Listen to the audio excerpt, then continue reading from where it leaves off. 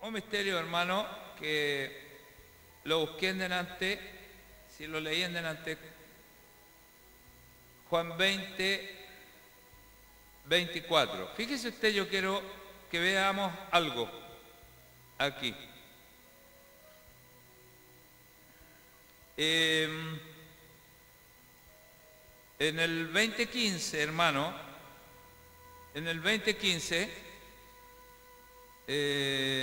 perdón, 2016 vamos a leer, para ser más corto lo que quiero mostrarle y darle contexto a lo que quiero decirle. No quiero interpretar un versículo ni ninguna cosa así, por eso le voy a leer varios versículos. Juan 20, 16, si usted puede leer conmigo, dice: Jesús le dijo, María, volviéndose a ella, le dijo, Raboni, que quiere decir maestro. Y Jesús le dijo, escúcheme lo que le dice Jesús a María, ya estando resucitado. ¿Qué le dice Jesús a María? En el 17, ¿qué le dice? No me toques. Yo quiero que eso lo tenga muy en cuenta, porque aún le dice que no he subido a mi Padre, mas ve a mis hermanos y dile, subo a mi Padre y a vuestro Padre, a mi Dios y a vuestro Dios. Entonces, yo quiero que tenga en cuenta algo aquí. Le dice el Señor, no me toques porque no he subido a mi Padre. O sea, anda donde mis hermanos y dile que yo voy a subir donde mi papá, donde vuestro papá también, le dice. Y voy a subir donde mi Dios, donde vuestro Dios también. ¿Cuántos dicen amén a esto? Bien, yo quiero que usted, si seguimos leyendo, hermano, en el 19, dice ahí mismo, cuando llegó la noche de que el mismo día, el primero de la semana, estaban las puertas cerradas, escuche bien, en el lugar donde los discípulos estaban juntos, reunidos, por miedo de los judíos, que habían entregado a Jesús y lo habían matado, también los podían matar a ellos, por eso estaban allí encerrados en el aposento alto. Y vino Jesús, dice, y estaban las puertas cerradas. ¿Se acuerdan que conversábamos ese tema, que había atravesado y todo eso? ¿Se acuerdan? ¿Ah? ¿Cuántos dicen amén? Ya. Y dice, y estaban las puertas cerradas por miedo a los judíos, y vino Jesús, y se puso en medio de ellos y les dijo, paz a vosotros. Amén. 20 dice, y cuando les hubo dicho esto, les mostró las manos, y ¿qué más? El costado. Y los discípulos se regocijaron, ¿qué dice? Viendo al Señor, pero nadie le había tocado hasta ese minuto, porque le había dicho a María que tampoco le tocara. Hasta allí nadie le había tocado. Y habiendo dicho esto, ¿qué hizo el Señor? ¿Qué hizo? ¿Qué dice ahí su Biblia? En el 22. ¿Ah? Y habiendo dicho esto, sopló. ¿Y qué les dijo? Reciban el Espíritu Santo. O sea, vemos aquí en Juan 20, 22, que aunque Jesús, hermano, había quizás no todavía ascendido al cielo, ya estaba en comunicación con ellos, porque ya había resucitado bajo la bendición, la autoridad del Creador, y ya estaban recibiendo la comunicación con Dios a través de Jesús. Ahora estamos viendo este tema que le dice a María, no me toques, porque aún no he subido a mi papá, no he subido a mi papá, a vuestro papá, no he subido a mi Dios, a vuestro Dios. Y dice que en esta comunicación que tuvo con ellos, nadie le tocó. Y después dice el 23, a quienes remitieron los pecados, les serán remitidos, les dijo el Señor. Y a quienes se los retuviereis, ¿qué dice? Les son retenidos.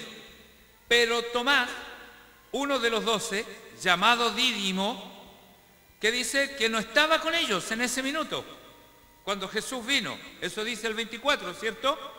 Yo creo que entienda bien esta historia para lo que vamos a ver sobre este problema de glorificación. Pero Tomás, uno de los 12, llamado Dídimo, no estaba con ellos cuando Jesús vino. En ese minuto que ellos vieron a Jesús, que atravesó la puerta, que estuvo con ellos, aleluya, este Tomás llamado Dídimo no estaba con ellos. Después en el 25 dice, le dijeron, pues los otros discípulos, a Tomás, a Dídimo, al Señor hemos visto. Y él le dijo, si no viere en sus manos la señal de los clavos y metiere mi dedo en el lugar de los clavos y metiere mi mano en su costado, ¿qué dice? No creeré, dice. Mire lo que pasa aquí, que esto es lo que me atonita a mí la revelación bíblica. 8 días después, esto pasó 8 días después de cuando estuvo Jesús con los discípulos, amén. Pasó 8 días después. Dice así, 20:26. 8 días después, estaban otra vez sus discípulos dentro, y con ellos, ¿quién estaba? Tomás, que ya habían conversado con él y le habían dicho que habían visto a Jesús, y Tomás les dijo, mire, yo no voy a creer si no meto mi dedo en el lugar de los clavos, si no meto mi mano en el costado, en fin, si no hago todo eso no voy a creer. Ya eso lo habían conversado. Ya los 8 días después, estaban otra vez sus discípulos dentro de aquel lugar, y con ellos, ¿quién estaba? Tomás. ¿Y quién llegó de nuevo? Llegó Jesús, 8 días después. No es el mismo día en que estaba con los discípulos. ¿Cuántos dicen amén? ¿Estamos entendiendo bien la revelación? 8 días después. Y Jesús le dijo en el 29, 8 días después, y Jesús le dijo, perdonen, ¿en cuál voy? 26. 8 días después estaban otra vez sus discípulos dentro y con ellos Tomás, y llegó Jesús. Llegó 8 días después, como decíamos, estando también, ¿qué? Las puertas cerradas. Estamos en el 26. Y se puso en medio y les dijo nuevamente el Señor, paz a vosotros, le dijo. Mire que bendito el Señor. Y en el 27, mire lo que pasa aquí. Luego le dijo Tomás, pon aquí tu dedo y mira mis manos, y acerca tu mano y métela ¿dónde? En mi costado. Escúcheme. ¿Qué pasó 8 días después? Si cuando se les apareció la primera vez, le dice a María, no me toques,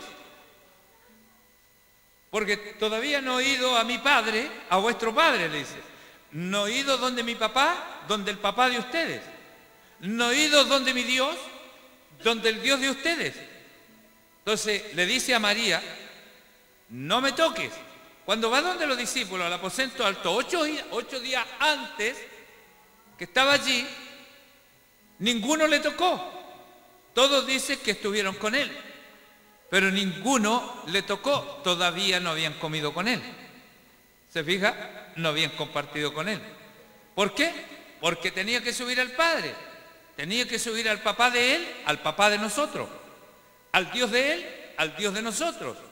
Pero 8 días después le dice a Tomás, tócame. ¿De dónde venía Jesús 8 días después? ¿Ah? De arriba. Pero anduvo muchos días más aquí. ¿Se fija? A ver, vamos a hablar aquí de 2 simientes, de 2 semillas. Vamos a hablar, hermano, de la posición de nosotros. Vamos a hablar de nuestra relación con Dios, de nuestra vivencia con Dios. Vamos a entrar en eso. Por eso, esto, hermano, se echa a perder. Esta relación de familia que Dios hizo, hermano, se echa a perder cuando Satanás dejó entrar él a su vida la maldad. Él la dejó entrar. Él decidió ser así. Nadie le dijo que fuera malo. Nadie. Él decidió dejar entrar la maldad. Nosotros podemos tener el control. Por eso es importante que qué es lo que estamos pensando. Si a veces conviene seguir pensando lo que estamos pensando, o si no, deje de pensar en eso y piense en otra cosa. ¿Cuántos dicen amén? Porque nosotros tenemos el control. Ah, es que pensé, dice alguien. Bueno, pero no siga pensando eso. Es que soy tan dado a eso. Es que no se ha dado eso, luche. Sí, esas son las luchas de nosotros. ¿Cuántos dicen amén? Bien, vemos entonces, aquí quiero explicar algo, que Jesús vuelve 8 días después y Tomás le toca. Al tocarle Tomás, cuando Jesús declara que nadie le podía tocar si primero no iba donde el Padre, porque, ¿por qué dice la Biblia? Porque Él es primicia de todas las cosas. Es la primicia de Dios, de todas las cosas, la primicia. Es la ofrenda más maravillosa que tenemos nosotros.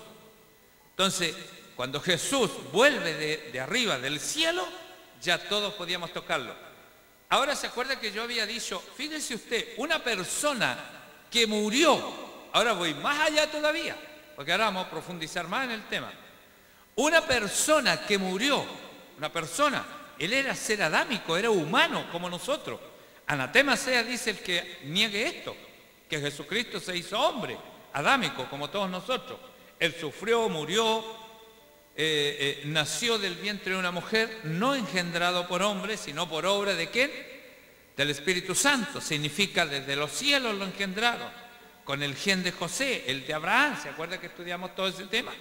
Ya, pero él nació, creció como niño, vivió en una familia normal, como usted y como yo.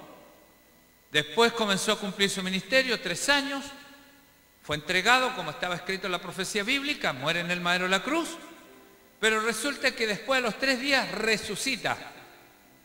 Al resucitar desaparece el cuerpo que estaba esperándolo en aquel sepulcro.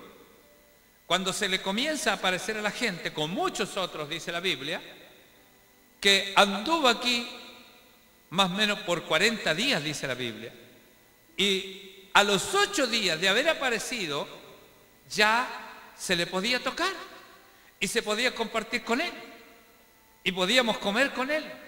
Si podíamos comer con Jesús, habiendo ya él ascendido al cielo y vuelto de los cielos, ¿se imagina usted la bendición, hermano, que nosotros tenemos? Oiga, Dios tenga misericordia, que no nos vayamos a perder la bendición de haber conocido el Evangelio, haber conocido la salvación del alma. Porque el sufrimiento eterno que va a tener la gente que ha conocido a Jesús, porque si hay un castigo grande, hermano, en el infierno, en el lugar de tormento o en el lago de azufre y fuego, es para las personas que han conocido a Jesús y que no, aleluya, que no asimilaron. Porque se dio, ¿se acuerda que le he dicho yo que nosotros estamos en la punta del iceberg? Nosotros no podemos caernos para ningún lado. Porque la oportunidad que Dios te dio a ti, ¿por qué no se la dio a otro entonces si tú no la querías? O a lo mejor clamaste al Señor con tantos problemas. Yo llegué clamando al Señor.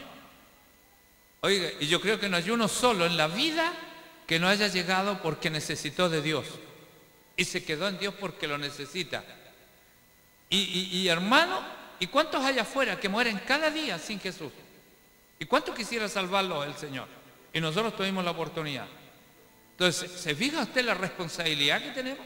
Por eso la Biblia dice en el libro de los Hebreos, hay de aquel que ha recibido la palabra de verdad. O sea, nosotros estamos con un sello, hermano, que hemos recibido algo que el mundo no tiene, dice la Biblia. Entonces, para nosotros es complicado, es difícil. No, esto no es de cuando yo quiero servir o no quiero servir, cuando quiero, hago lo que quiero. No, aquí tienen que haber cambios radicales. Por eso es que ese mensaje que entregan algunas personas falsamente, hermano, y dicen que puede haber una salvación en la gran tribulación, eso es mentira, no se da eso. No se da eso. Bíblicamente no hay por dónde sacarlo. Porque dice que a los que se les ha sido entregada la palabra, dice, que tenemos una gran responsabilidad, que si pecamos deliberadamente, conscientemente, hermano, nos deshacimos de la salvación, ya no tenemos ninguna posibilidad. No hay más sacrificio, dice. Ya se hizo el sacrificio. Por eso la Biblia dice, te prefiero frío. ¿Se acuerda que lo recordamos ese día? Te prefiero frío. Frío significa una persona que no conoce, que no sabe, no tiene idea de las cosas de Dios. Pero la persona que ya tiene idea, que ya se le fue entregada la palabra de verdad, podrá descarriarse, podrá irse para afuera, convertirse en lo que quiera, pero ya nunca más va a estar perdido, porque ya conoce el camino. Ya lo conoce, ya sabe quién es el Salvador. Y ese ya tiene la responsabilidad. Entonces es complicado. Y imagínense la media bendición. Si esto, hermano, es tan real. Mire Jesús, va al cielo, dentro de sus apariciones que hicieron en aquel tiempo, en aquellos días, con muchas personas, dice la Biblia, fueron al cielo y volvieron. Y Jesús compartió con la gente para dejar un testimonio, como dice el libro de Pedro, para dar testimonio, dice, a la gente. Entonces, Dios preparó toda una bendición, Se escribió esta bendición para darnos el testimonio a nosotros, para decirnos de que esto es una realidad. Esto no es una cuestión, hermano, mística, así como muchos buscan las cosas emocionales y buscan las cosas más místicas. Hay que vivir esto, hermano. Esto es un problema. Vivir el Evangelio es un problema. Vivir el Evangelio, hermano, es complicado. Porque no se puede vivir como vivíamos antes. Pedro quería seguir con el Señor, pero él quería seguir viviendo como había vivido siempre. Y Jesús le dice, no, vos Pedro, ahora ya te cambiaste de reino, ahora yo soy tu rey. Yo soy el que rijo tu vida. Ya no tú, ya tú no tomas decisiones. Ya antes te mandaba solo, pero ahora tienes quien te ciña, quien te guíe, quien sea el que tome decisiones también por ti. Yo te ciño. Entonces, ayúdenos el Señor para que nosotros, hermanos, sepamos por qué causa la rebelión, qué produce la rebelión en la creación que hizo Dios de familia. Por eso, ahí vamos a empezar a partir. ¿Por qué Jesús, cuando estemos viendo estos temas, tuvo que ir al cielo y volver para poder tocarnos a nosotros? Porque nosotros ahora podemos mantener una relación con Jesús. Ahora podemos mantener una relación con gente del cielo. ¿Cuántos creen que aquí hay gente del cielo? Yo lo creo de todo corazón, hermano. Yo creo que aquí hay más gente con nosotros que Dios ha enviado para que nos cuiden, para que nos protejan, para que nos ayuden, para que nos ayuden a llevar esta palabra, como dice el libro Colosenses. Fíjese usted, yo quiero mostrarle algo antes de seguir terminando la segunda parte de Ezequiel. Yo quiero, hermano, que vayamos a Mateo 13:13. Estas son convicciones que yo le voy entregando para que usted las tenga claras cuando vayamos teniendo los estudios, usted sepa cómo funciona ya esto y que está escrito. Y si está escrito en la Biblia, no hay por dónde darle vuelta, no hay que hacer inventos.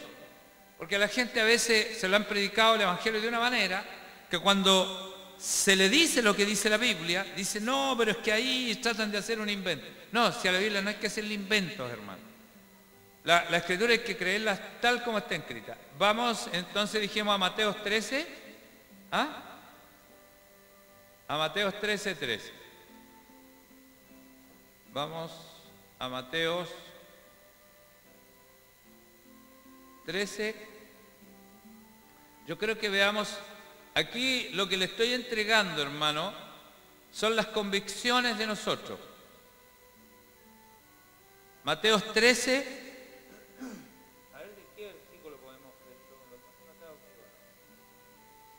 Mateo 13. Mire, dice del versículo 1.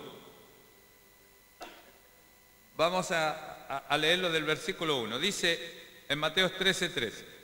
Aquel día salió Jesús de la casa y se sentó junto al mar, dice. Y se juntó mucha gente. Y entrando él en la barca se sentó y toda la gente estaba en la playa y les hablaba muchas cosas por parábola y les decía. Esto le decía Jesús por parábola. Mire la parábola esta, que esta es la que quiero decirle. He aquí, le dice, el sembrador salió a sembrar. Y mientras sembraba, parte de la semilla cayó junto al camino y vinieron las aves y la comieron.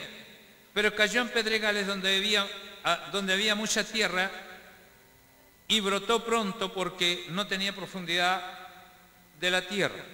Pero salido el sol se quemó porque no tenía raíz y se secó, y parte cayó entre espinos y los espinos crecieron y la ahogaron.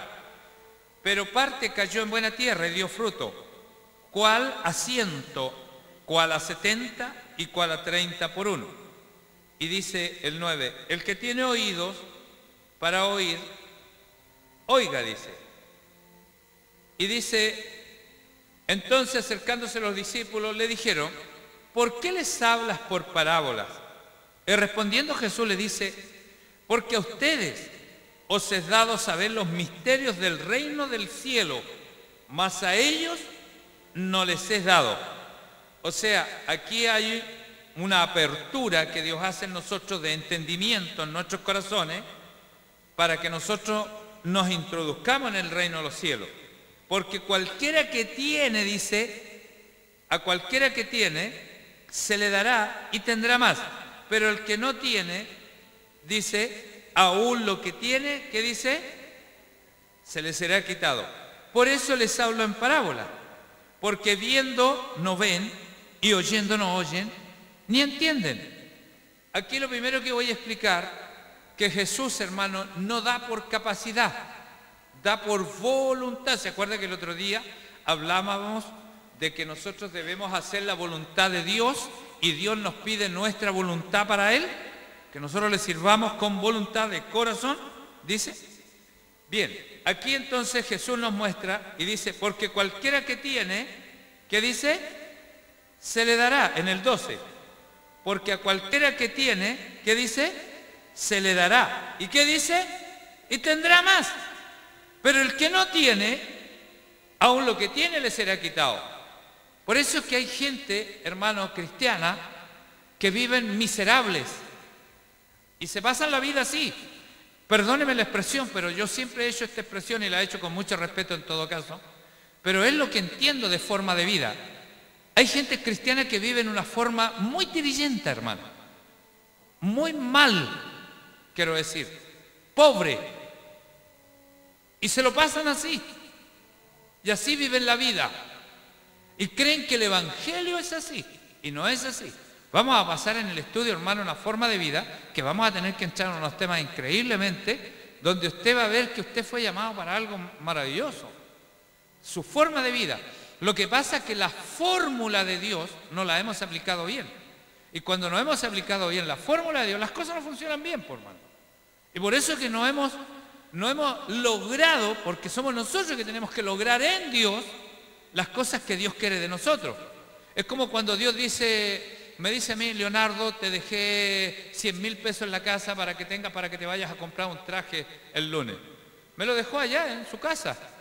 Si yo no voy a buscarlo, ¿qué es lo que va a pasar? Voy a andar sin traje. Él ya me dio la plata, pero yo tengo que ir a buscar la plata. ¿Se fija? Es como el tema de vivir en Dios.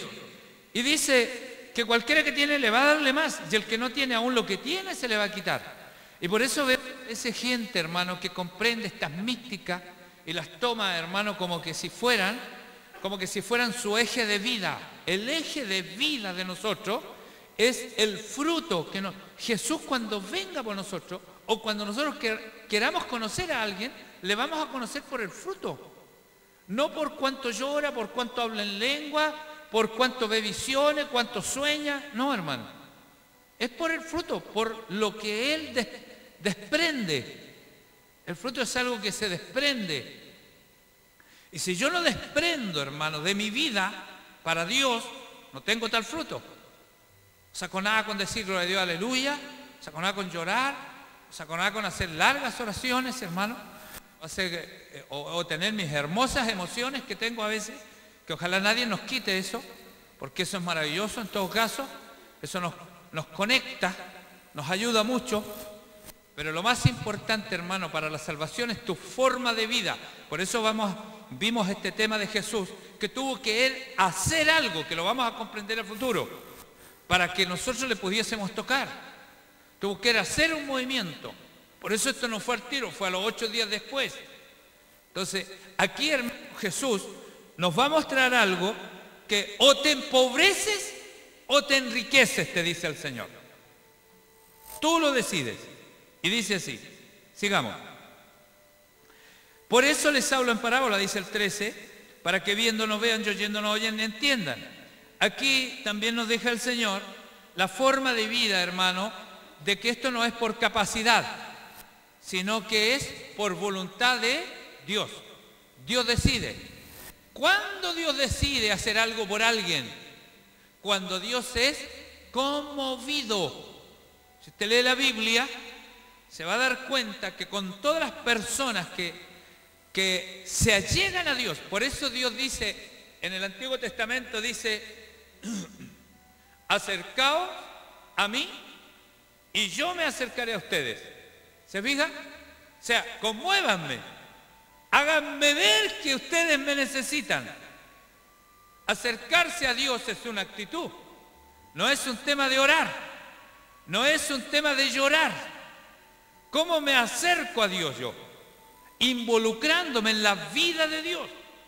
Dios tiene una vida. ¿Cómo se llama esa vida de Dios? el libro de la vida del Cordero. Es la vida del Cordero, no la mía. Porque hay hermanos que le dicen a otros hermanos, dicen, hermano, ¿está anotado en el libro de la vida? Como que parece que fuera mi libro, de mi vida. No, yo debo estar involucrado con Jesús. Debo estar anotado en la vida de Jesús. Hoy día Jesús ha escrito todo el día su vida y la va a seguir escribiendo toda la noche y mañana todo el día. Ya hay cristianos que están funcionando de noche, de día, de tarde, de diferentes formas, y Dios está anotando todo lo que pasa con su cuerpo, con su institución, porque es su vida. ¿Me entiende ahora? El que no se involucra con la iglesia, el que no se involucra con el cuerpo de Jesús, no está involucrado en la vida de Jesús, hermano. Dice, por eso les habló en parábola para que viendo no vean, o no ven, y oyendo no oyen, ni entiendan. Cosa que esto sea siempre por voluntad de Dios. Vengan ustedes a mí, y yo iré hacia ustedes. Venid a mí, todos los que estáis cansados y trabajados, que yo os haré descansar. Vengan ustedes hacia mí, dice. O sea que hay una ¿qué? Una actitud, ¿se fija? Si todo es un tema de actitud, de fruto, mover, voluntad. Por eso el evangelio místico, hermano, me da terror. Cuando la iglesia se acostumbra a eso, se acostumbra a que le encanta llorar, le encanta emocionar, si no salen de eso. Hoy día hay iglesias, hermanos, y ministerios dedicados a eso. Estudian, y yo tengo estudios cómo poder hacer funcionar psicológicamente estas situaciones. Pero eso no sirve. Eso no nos lleva a ninguna parte, eso no tiene cambios. La gente aquí llora y a los 5 minutos ya no tiene fe, ni en lo que lloró. ¿De qué le sirvió? ¿Le sirvió de algo? Tuvo un sueño, tuvo una visión. ¿Y de qué sirvió? Si no hay cambios. Hay gente a mí que me ha contado las preciosas experiencias que han tenido en el Espíritu con Dios y después resulta que no los veo. ¿De qué sirvieron esos sueños, esas experiencias, esas visiones? Aquí, hermanos, son temas de voluntad y actitud. Por eso vamos a involucrarnos después más en este cambio que hace Jesús. En este cambio que hace de 8 días. Y vamos a involucrarnos, hermanos, sobre el problema de la rebelión. ¿Por qué hubo esto? Hubo una separación. Yo me recuerdo que cuando comencé los estudios, que a lo mejor no tenía que haberlos comenzado con ese tema primero, pero siempre lo estamos recordando, que hice 2 monitos de la mano, ¿se acuerda? Que ya va a llegar a eso nuevamente, y después hablé algo sobre la rebelión y borré ahí los que estaban tomados de la mano y quedamos separados.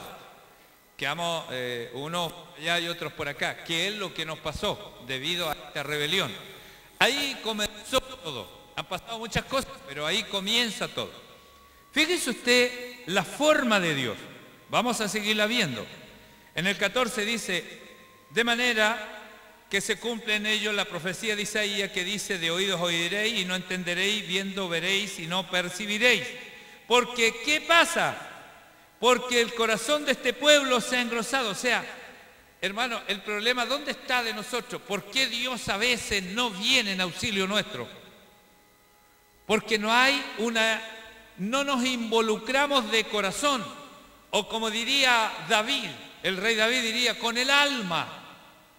¿Qué significa con el alma? Yo, mis emociones, mi vida, mis actitudes, todo, me involucro con Dios. ¿Se fija? Entonces a veces me involucro por conveniencia. ¿Cuántas veces llegamos a la iglesia porque tenemos problemas? Bueno, ¿y cuándo vamos a venir a la iglesia con gozo, con alegría? Para darle a Dios alegría también, por hermano. No solamente que vengamos a la iglesia cuando tengamos problemas. A la iglesia hay que ir siempre. Hay que alabar a Dios cuando estamos bien, cuando estamos mal, cuando estamos más o menos. Siempre. ¿Se fija? Con ánimo y sin ánimo hay que estar ahí. Gloria a Dios que llegamos con ánimo y con ganas, por hermano. Va a llegar el minuto que no vamos a tener ánimo ni ganas, pero hay que estar ahí igual. Entonces, porque es mi vida, me involucré en la vida de Jesús. Ahora soy siervo de Jesús. Le sirvo al Cordero. ¿Se fija? Usted hace lo mismo y se involucra con Él. Se involucra con Jesús. Por eso Jesús dice, de manera que se cumple en ello la profecía de Isaías que dijo, de oído oiréis y no entenderéis. ¿Por qué? Y viendo veréis y no percibiréis. ¿Por qué? Dice el 15. ¿Por qué? Porque el corazón de este pueblo se ha engrosado. O sea, el problema lo tenemos en el corazón. Y dice así, con los oídos oyen pesadamente, han cerrado sus ojos para que no vean con los ojos y oigan con los oídos y con el corazón, dice, entiendan y no se conviertan. Y yo, dice que los sane, y yo los sane. ¿Qué significa eso? Cuando apartamos el corazón, dice, porque el corazón usted sabe que se involucran dos cosas. Como dice la palabra del Señor en el primer mandamiento, dice, amaréis con toda tu mente y con todo tu corazón. Ya está hablando de lo mismo. De la mente es nuestra intelectualidad. Y del corazón, hermano, es toda la emoción que sale de nosotros, debido a todo lo que entendemos. Entonces, nosotros hemos dejado de involucrarnos íntimamente con Dios. Dios busca la intimidad con nosotros, quiere la intimidad. Por eso yo digo, jamás nos quiten las emociones. Yo no predico contra ellas, que no tengamos emociones, porque me matan. Predico de que ellas no nos salvan, no nos alimentan, no nos fortalecen para la salvación del alma. La salvación del alma está escrito en la Biblia, aleluya, que nos medirá Dios, ¿por qué? ¿Por la emoción? Por el fruto, ¿ve? ¿Qué significa fruto entonces? Actitudes. Actitudes, por actitudes nos va a medir. Entonces, aquí dice la Biblia que ya el corazón se apartó de él, pero con el corazón, con esa misma mente, van a entender. Y dice, para que no vean con los ojos y oigan con los oídos. Y con el corazón, ¿qué dice? Fíjense, está hablando del mismo corazón. Aquí hay un problema de mala interpretación bíblica solamente, hermano, porque no debería decir corazón. Después yo le voy a explicar ese tema de las dos diferencias del corazón. Y dice, y con el corazón entiendan y se conviertan. O sea, como dijo aquel hijo pródigo, volvió en sí mismo porque meditó, dice la Biblia. Recapacitó significa eso, ¿cierto? Que dice la Sagrada Escritura. Recapacitó, meditó y se conviertan. ¿Y qué hace Dios? Nos sana. Pero el problema de lo que estamos hablando, y ahí está recordando la profecía del apóstol, de lo que estamos hablando, de lo que hace Dios para tratar con nosotros. Que es, Dios nos escoge, hermano, por lo que nosotros producimos. Nosotros tenemos que... ¿Qué produce un árbol, un árbol de durazno? ¿Qué produce? Duraznos. Un árbol de manzana, ¿qué produce? Manzana. ¿Ya eso cómo se le llama? Fruto. Entonces nosotros somos un árbol, dice la Biblia. Entonces estamos llamados ¿a qué? A producir. Dios tiene que comer de nosotros. Somos del plantío de la Biblia. ¿Y qué come la gente de los árboles? Fruto. Entonces, Dios tiene que comer. Vamos a seguir. Bueno, aquí me voy a saltar algunas cositas. El 16 dice, bienaventurados vuestros ojos que ven. Y ahí el Señor nos empieza a nosotros a alentar. Pero en el 18 dice, oíd pues vosotros la palabra del sembrador.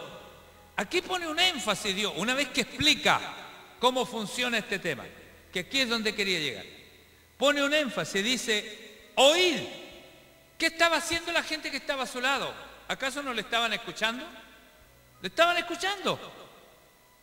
¿Pero por qué dice oíd? O sea, a ver, les he explicado cómo funciona un poco este tema, pero ahora quiero que escuchen esto, como en una forma especial, ¿se fija? Dice, oíd pues vosotros la parábola del sembrador. Pongan atención a esta parábola, dice, porque esto es importante lo que les voy a decir. 19 dice, cuando alguno oye la palabra del reino y no la entiende, dice, viene el malo. ¿Y qué hace el malo? Y arrebata lo que fue sembrado en su corazón. Este es el que fue sembrado junto al camino, explicándolo primero de arriba.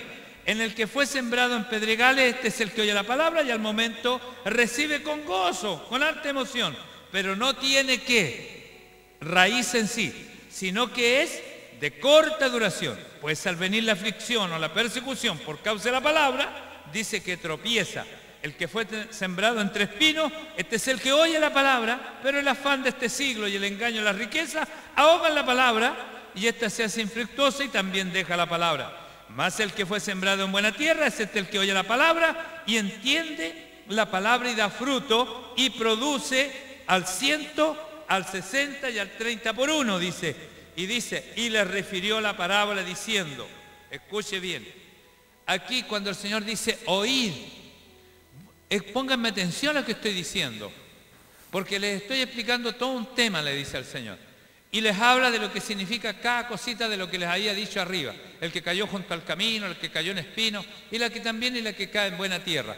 Esto se trata de algo, de lo que viene el malo, dice en el 19. Cuando alguno oye la palabra del reino y no la entiende, ¿qué dice?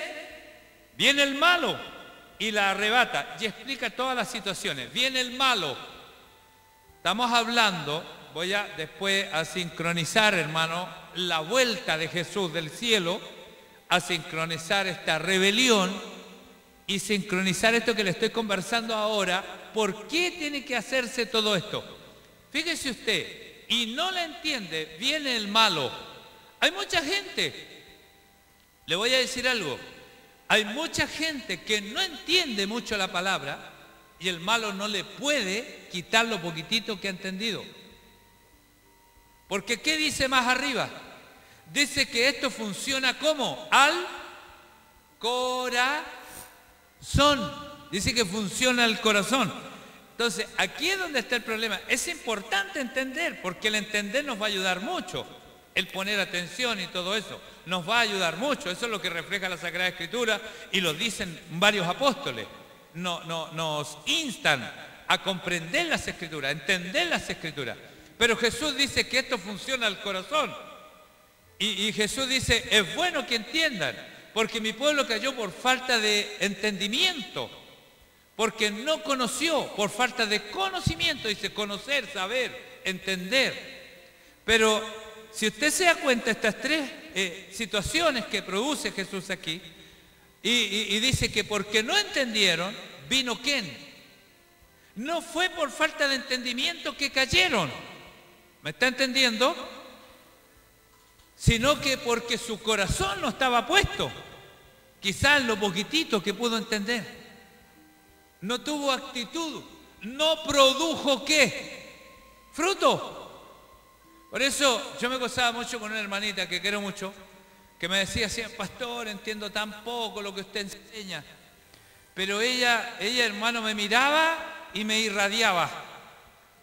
Era una cosa que me decía una palabra y yo quedaba con cualquier fuerza para echarle para adelante. Podía llegar con un problema ella me saludaba, quedaba bendecido. No me explicaba de la Biblia ni de nada. Que esa mujer irradiaba un cariño a Dios, un amor a Dios, y las cosas que hacíamos en la iglesia, ella siempre estaba metida ahí. Cuando nosotros estábamos naciendo como ministerio, Dios nos hizo hacer muchas cosas, hermano.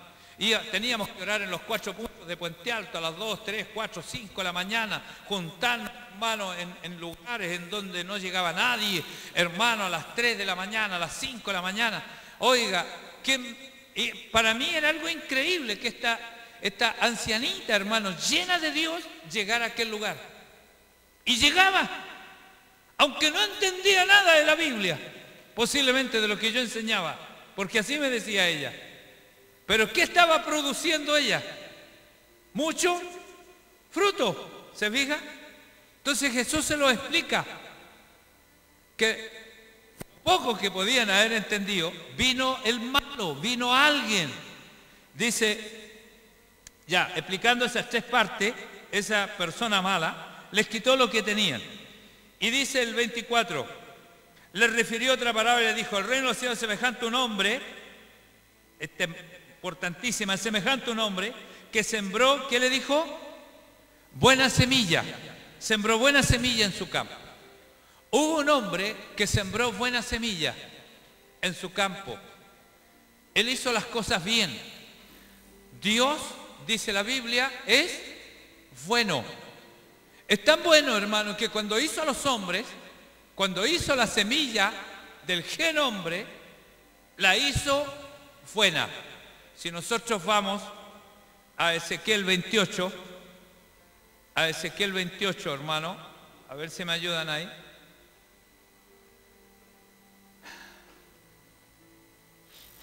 Fíjese usted, dice, a ver, en Ezequiel 28, hay una parte que le dice a Satanás que era hermoso. ¿Dónde es que está? Ahí mismo. He aquí, en el 5, con la grandeza de tu sabiduría, le dice, y tus contrataciones. No, donde le dice que es hermoso. Ahí mismo. Tú, querubín, aquí, 14, tú, querubín, grande, protector, yo te puse en el santo monte de Dios. ¿Dónde estaba puesto Satanás? En el santo monte de Dios. Yo creo que vaya entendiendo esto para que yo no se lo voy a explicar como religión. El santo monte de Dios significa el gobierno de Dios, donde desde allí, hermanos, se dirige todos los reinos.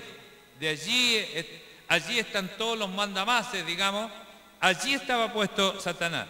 Tú, querubín grande, protector, yo te puse en el santo monte de Dios. Allí estuviste, en medio de las piedras de fuego te paseaba. ¿Qué le dice el 15? Escuche, mire. ¿Qué le dice? Perfecto eras. Eras perfecto. ¿Qué salió a sembrar este hombre? Buena semilla. Algo bueno, algo perfecto. Algo que no estaba mal hecho. Todo estuvo bien hecho. Satanás, Dios lo hizo bien. A mí Dios me hizo bien. A usted Dios lo hizo bien. Dios nos ha hecho bien. El problema es que vamos a ir aprendiendo, por eso vimos el viaje que se pegó Jesús y la vuelta que llega y lo que sucede con él. Por eso dice que nosotros debemos ser nacidos de nuevo. Ya, después le voy a explicar esa parte para no perderme esto. Tú, querubín, grande protector, te puse en el santo monte de Dios. Allí estuviste en medio de las piedras de fuego, te paseabas. Le dice, se cree, las piedras de fuego, se cree que eran reinos de reyes, donde estaban en diferentes, a lo mejor, universos, planetas y cosas, y él era un querubín protector, organizador y protector de todo esto.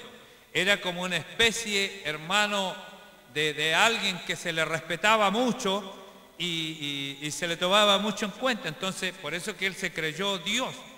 Y le dice Dios en el 15, perfecto eras en todos tus caminos, desde el día que fuiste, ¿qué le dice? Creado. Siempre lo hizo perfecto, lo hizo bien. Así lo hizo. Entonces, ¿qué dice la Biblia aquí en Mateos 13? Vamos a Mateos 13 de nuevo, si me ayuda. Fíjese lo que dice la Biblia en Mateos 13. Estamos en el 24. El reino de los cielos es semejante a un hombre. ¿Qué es lo que hizo ese hombre? Sembró, hizo, creó buena semilla en su campo, sembró. Pero mientras dormían los hombres, o sea, ¿qué había salido a sembrar este hombre entonces? Semilla, buena semilla. Y dice, pero mientras dormían los hombres, aquí le quiero aclarar algo. Dormir en el original significa descansar. Amén. No es que estén ahí desapercibidos los hombres, ahí cerrados, no. Simplemente, hermano, como todo era bueno, como todo era perfecto, había una vida feliz. Y todo el mundo, ¿qué es lo que hacía? Descansaba. Voy a terminar esta parábola de explicársela y nos vamos a seguir metiendo en ese tema de la rebelión, hermano, pues ya no tengo mucho tiempo ya. Escuche muy bien ahora para terminar rápidamente esta parábola. El reino de los cielos es semejante a un hombre que sembró entonces buena semilla en su campo. Mientras descansaban estos hombres, donde ya este hombre había sembrado buena semilla y descansaban estos hombres, ¿qué vino? Su enemigo. Porque ¿qué le dice Ezequiel 28 para no ir allá? Le dice, perfecto eras en todos tus caminos, hasta que se encontró en ti maldad. ¿Y en qué se convirtió cuando se encontró en el maldad? En enemigo de Dios. Ya fue su enemigo. Entonces dice aquí, ¿a dónde voy? Vino su enemigo y ¿qué hizo? Sembró. Fíjese usted, la palabra sembrar, hermano, La palabra sembrar es generar. Por eso viene de generar, hacer, más gen. Entonces, uno sembró buena semilla y el otro, ¿qué sembró? Cizaña. Por eso cuando la Biblia dice que se ha multiplicado la maldad, hay uno que todavía sigue generando, haciendo su gen. Él no se ha dejado de generar, de multiplicarse. El hombre malo, por decirlo de una manera, la mala semilla. Hay uno que hizo buena semilla, no existía la mala semilla, pero hubo uno que se convirtió en enemigo. Y este enemigo sembró mala semilla, que aquí se le pone el nombre como cizaña, como a la buena semilla se le pone el nombre de ¿qué? De trigo, ¿cierto? Entonces, es una comparativa que tiene el escrito y que nos muestra a nosotros que ese es el gen hombre. Y hoy día, hermano, ese gen se ha producido una buena semilla y se ha producido también una mala semilla. Y dice así, y sembró este enemigo cizaña entre el... y se fue. Vamos a seguir en el 26 con la rebelión, hermano, después más adelante. Pero quiero que lo último que piensen en esto, estamos quedando en esto. Estamos quedando entonces en que Dios hizo una creación. ¿Cómo hizo la creación? Perfecta, buena. Y vamos a ver, ¿por qué se comienza a producir esto, hermano?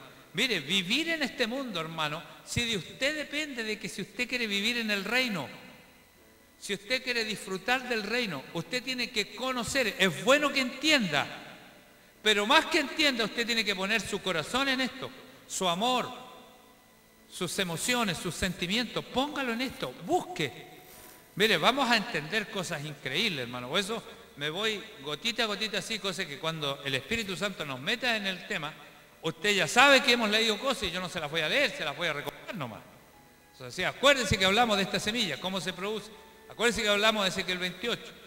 Acuérdense que hemos hablado de que hay un ángel que fue diseñado y designado para nosotros, para salvación. Y él se llama nuestro Señor y Cristo. Pero no hay otro ángel. Hay un enemigo que es diferente, pero no es un ángel, porque vamos a explicar muchas cosas referente a ángel. Por eso cuando le ponen a uno el ángel malo, el ángel bueno, yo no creo en eso, hermano. Yo creo que mis concupiscencias son atroces, que mis debilidades son atroces y debo cuidarme. Debo estar con mis emociones, con mis frutos, con lo que yo produzca metido en Dios. Por eso yo le digo a la gente, ¿quiere tomar fuerza en Dios? Métase en Dios. Vaya a la iglesia, involúcrese en los problemas de la iglesia. Involúcrese con los hermanos, con el pastor, en las cosas que se hacen. Porque eso te va a ayudar. Porque tu fruto es el que va a bendecir Dios. Lo que tú siembras. Sembrar. ¿Cuántos dicen amén? Bien, hermanito, nos vamos a poner en pie.